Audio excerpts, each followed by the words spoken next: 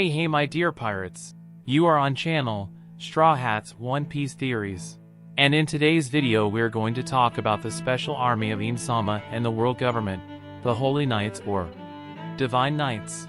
Finally it was revealed to us that in addition to the admirals and marines, all the CP, the former Shichibukai and the Seraphim, Im-sama and the world government had one more group for their own defense. Dragon and Sabo revealed to us that these Divine Knights will finally act and will probably be the next big enemies not only for Luffy but also for the revolutionaries, and within these silhouettes it is possible to see someone who resembles Shanks.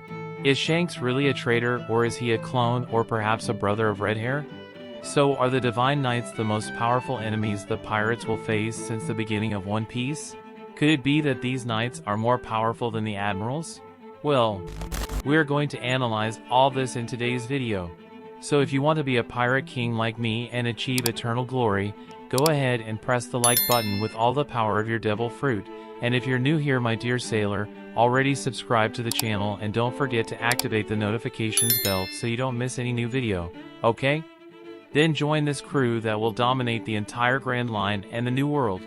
Now without further ado let's get to this epic video. And well my dear pirate, finally Im-sama and the world government are starting to make their moves on this board called the World of One Piece. The Divine Knights are something I've been theorizing about for a long time here on the channel. I've always been wondering what the power limit of Im-sama and the world government was, even more so after Luffy awakened the power of Gear 5. For me it was more than necessary for a hidden army to appear, or else Oda had to make the admirals more powerful. Because with each new arc that passed in One Piece it was becoming very clear to me that Luffy was getting too strong. I detail all this in a previous video. I'll leave an excerpt for you to see how my indignation was very valid and how my expectations and theories were met. In every Battle Shonen anime one of the things we most hope to happen is that grandiose clash, the famous wars and battles where we see all the conflict of that universe emerging only on an even larger scale. In the One Piece anime itself we had the Marineford War, which is also known as the War of the Best. That was the pinnacle of One Piece. There were established many things that we have in the works so far, like the power level of the Navy and its admirals and how powerful the Yonko were, and of course, that arc served as a learning arc for Luffy and many other supernovas of how dangerous and cruel the world really was. However, one of the defects that these great battles have is that they end up revealing a limitation of the enemy army. In Naruto we saw how Obita ended up starting the Fourth Great Ninja War in a completely unprepared way that if it were not for the help of Kabuto and his Edo Tensei, Obita would hardly have been able to go very far in his objectives, which was to capture the last remaining tailed beast, the 9-8 tails. In Dragon Ball something similar has always happened, although it was not a battle on the same scale as that of Naruto and One Piece. The Namek arc revealed Frieza's weakness, that even having an army and several collaborators, such as the Ginyu Special Forces, Frieza still managed to lose to Goku and his friends. What do I mean by all this? Well, as much as the great villain of these stories was absurdly powerful and had an equally powerful army, still, their pride in thinking that they already had victory guaranteed by trusting too much in their army as well as trusting too much in their own powers ended up being the downfall of them all. Almost always these villains don't have one last card up their sleeve as an alternative, so that if something goes wrong, or a plan B to try to beat their opponents who have become much greater than mere nuisances. No, they are so confident in their own abilities and in their armies, which is why they always lose in the end.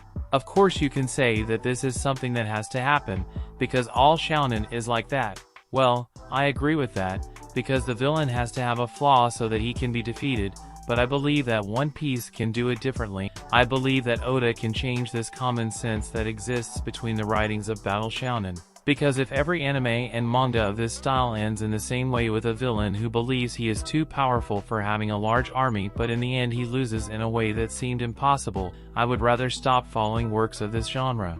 I believe that Battle Shonen can make villains more prepared, and I believe that Oda will do that, because if we stop to think a little, we will realize that One Piece's power level is starting to get too unbalanced. When the Marines had the Shichibukai under their control and the Yonko were still in balance, it seemed that the world was under the world government's rule, but now that the Shichibukai are no longer part of the world government and the Yonko no longer give balance to the world, it seems that the power of the world government has been limited. Today they can no longer act in the same way, even having the Seraphim and all the CP.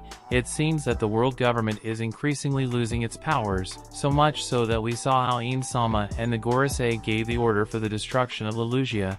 That wasn't just a fear that Saba would reveal something to the world, but a clear demonstration of power. It's as if the world government is saying, look, this is our power, stop confronting us or the consequences will be severe.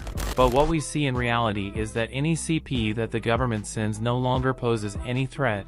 The last admiral that was sent to do something was simply humiliated by Shanks, and even his secret weapons, the Seraphim, which are extremely powerful, are having an easy time facing the Straw Hats. So I'm thinking, is this all the power the world government has? Could it be that this is all Ain Sama has under her control? Well, think with me. If all we've seen so far is the full potential of the world government, the Navy and Ain Sama, well, I believe they're not as far ahead as they seemed to be a while ago. Luffy is extremely powerful with his Gear 5 and will definitely evolve more as time goes by. Shanks is practically a living copy of the Pirate King.